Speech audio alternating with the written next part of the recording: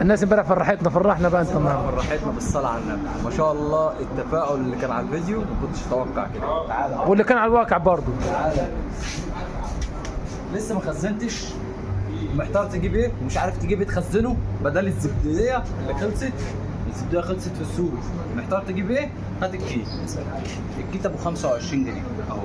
الكيت ده مانجا ملهاش حل، دي بتطعم بيها الزبديه، خزين وعصير واكل. تعالى اهو 100 25 جنيه. وعندك برضو الفجر كلام، نفس الكلام، الفجر كلام حلو قوي في الخزين وفي العصير. كام؟ ب 30 جنيه. برضو بص مقطعين منها ما شاء الله، او لسه كنا واكلين منها.